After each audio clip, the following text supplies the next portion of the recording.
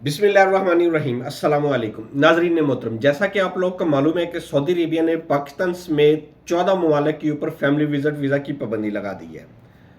आज हम जानने की कोशिश करेंगे इस वीडियो के अंदर कि इसकी वजूहात क्या थी, पाबंदी क्यों लगाई गई और इसके मुहर्रकात क्या थे।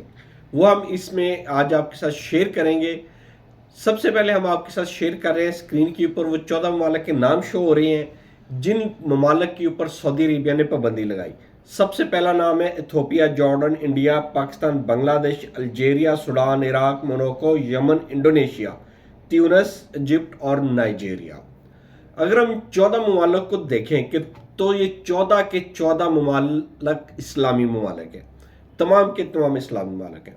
तमाम के तमाम ममालिक की बेतहाशा labour force, extra ordinary labour force Saudi Arabia में इस वक्त क्याम पजीर है रोज़गार के सिलसिले में।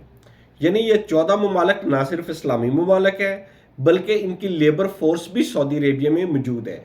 और ये 14 के 14 ममालिक एक मुतवसत तबके से ताल्लुक़ रखने वाले ममालिक है, यानी तरक्की पजीर ममालिक है। इनके पास एक्स्ट्रा ऑर्डनरी मनी नहीं है, एक्स्ट्रा ऑर्डनरी अमीर नहीं है। जॉर्डन देखें, ये एक अरब ममालिक है। इजिप्ट जिसके सऊदी अरेबिया के साथ अच्छे ताल्लुकात है, लेकिन वो भी एक ऐसा मुस्लिम कंट्री है जो इस वक्त गुर्बत को छू रहा है, जहाँ पे भी करप्शन और तमाम चीज़ों की वजह से इतनी इकोनॉमिकल सिचुएशन स्ट्रॉन्ग नहीं है। सिमिलरली पाकिस्तान है, बांग्लादेश है। ये तमाम के तमाम ममालिक मुस्लिम ममालिक है और इनकी अवाम बहुत ज़्यादा सऊदी अरेबिया में मौजूद है रोज़गार के सिलसिले में। सबसे पहली रीज़न, इन ममालिक की लेबर फोर्स के मैक्सिमम लोग अपनी फैमिलीज़ को वहाँ पे विजिट वीज़ा पे बुलाते हैं, उनको बंद कर दिया गया। सेकेंडली, इन्हीं ममालिक के काफ़ी ज़्यादा अफराद विजिट वीज़ा पर बुलाकर अपनी फैमिली को हज उम्रा करवाते थे, उस चीज़ को ख़त्म कर दिया गया ताकि ये अफराद ना तो इधर आ सके, ना रमज़ान शरीफ के अंदर ज़्यादा रश हो और ना ही हज सीज़न इधर लगा सके। यानी आप टेक्निकली देखें, रमज़ान के अंदर भी इन्होंने रश रिड्यूस कर दिया, उसके बाद हज के अंदर भी इन्होंने रश रिड्यूस कर दिया इन लोगों के फैमिलीज़ के ऊपर पाबंदी लगाकर।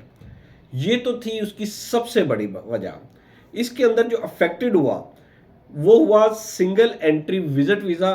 वो सिर्फ इस वक्त मिल रहा है 30 डेज़ का, उसके बाद कोई वीज़ा नहीं इन फैमिली विजिट वीज़ा को मिल रहा। यानी कि जो मल्टीपल एग्जिट री एंट्री थी वो नहीं मिल रही। यानी 90 डेज़ का जो हम एप्लीकेशन ई नंबर वगैरह निकालते हैं, उस वक्त ऑप्शन आ रही होती है कि आपने वीज़ा निकालना है, फैमिली का निकालना है, तो कितने दिनों का निकालना है। वहाँ पर 90 डेज़, 180 दिन या 360 दिनों की जो ऑप्शन आती है उसी को ख़त्म करके सिर्फ 30 डेज़ की ऑप्शन कर दी गई। ई नंबर निकल ही नहीं सकता। दूसरी चीज़, इसके मेजरमेंट्स जो थे वो टेम्परेरी हैं या परमानेंट है। जो इस वक्त क्या सराहियाँ की जा रही हैं वो टेम्परेरी मेजरमेंट्स है, यानी ये हज के बाद इन चीज़ों को ओपन कर दिया जाएगा।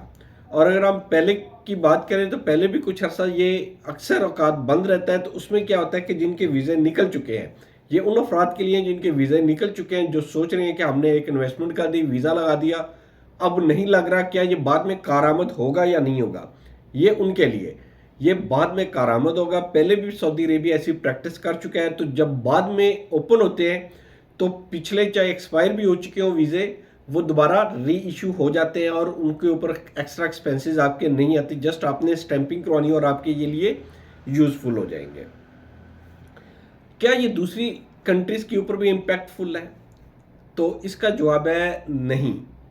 दूसरी कंट्रीज़ जिनमें ज़्यादातर ऐसी ममालिक हैं जो यूरोपियन कंट्रीज़ आते हैं और तरक्की याफ्ता ममालिक आते हैं, उनको इनके साथ कोई ताल्लुक़ नहीं है।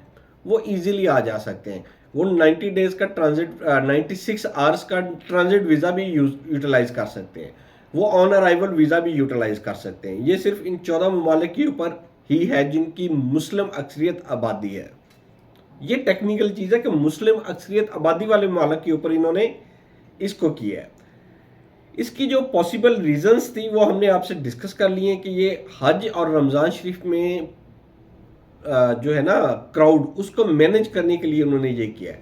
हज के ऊपर जो गैर कानूनी तौर पर लोग जाके हज और उम्रा की सआदत हासिल करना चाहते हैं, इन्होंने उन लोगों की रोकथाम के लिए इसको इंट्रोड्यूस करवाया है। اب اس میں جو ان کے اوپر ریکمنڈیشنز آتی ہیں اپلیکنٹس کے اوپر اور ان کے تمام فیملیز کے اوپر، آیا کیا سعودی عربیہ ان کو کوئی کمپنسیشن دے گا؟ کیا ان کی منی ریفنڈ کرے گا؟ تو اس کے اوپر اگر ہم ڈسکس کریں تو یہ سعودی عربیہ کبھی بھی کسی ویزے جو ایشو ویزا ہو چکا ہوتا ہے اس کی پیمنٹ ریفنڈ نہیں کرتا. ہاں لیکن آپ ایک ٹائم پینگ کے بعد، ایک ٹائم پیریڈ کے بعد اس پیمنٹ کو ری یوٹیلائز کر سکتے ہیں.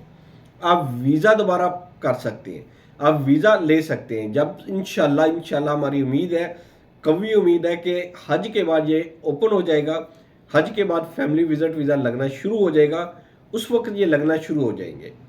یہ اس کی دوسری پاسبلٹیز 30 ڈیز کا ویزا سنگل انٹری ابھی بھی لگ رہا ہے.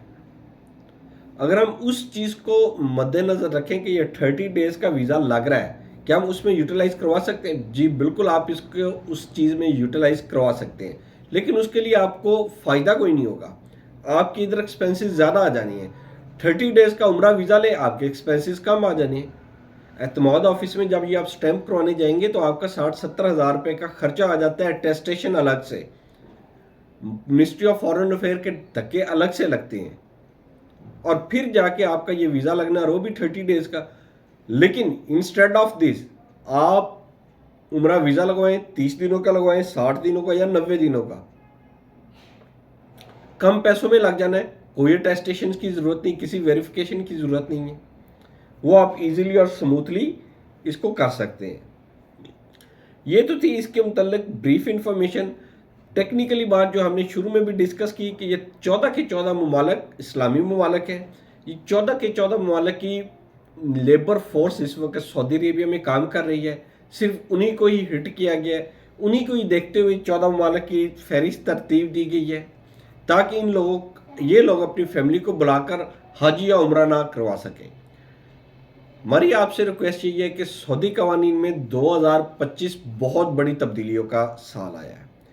اس حد تک تبدیلیاں آ چکی ہے، ورک ویزا ہو، وزٹ ویزا ہو یا وٹ ایور کوئی بھی ویزا ہو، ان تبدیلیوں کے محرکات اور aftershocks end of the year ہمیں نظر آئیں گے. آیا کہ Saudi economy, Saudi labour force ان چیزوں کے لیے سسٹینیبل ہے یا نہیں ہے؟ کیا جو ورک ویزے کے اوپر پابندیاں لگا رہی ہے، ریسٹرکشن اور رولز اینڈ ریگولیشن لاگو کر رہی ہے، کیا وہ صحیح تھے یا غلط تھے؟ وہ ہمیں 1 سال کے اندر اندر اس کے بارے میں اپڈیٹ ہو جائے گی. انشاءاللہ وقتاً فوقتاً ہم اس کے اوپر آپ ساتھ اپڈیٹس اور نئے رولز اینڈ ریگولیشنز شیئر کرتے رہیں گے. ریکویسٹ آپ سے یہی ہے کہ ہمارے چینل کو لائک کریں، سبسکرائب کریں اور زیادہ سے زیادہ شیئر کریں تاکہ مفید انفارمیشن تمام لوگ تک پہنچتی رہے.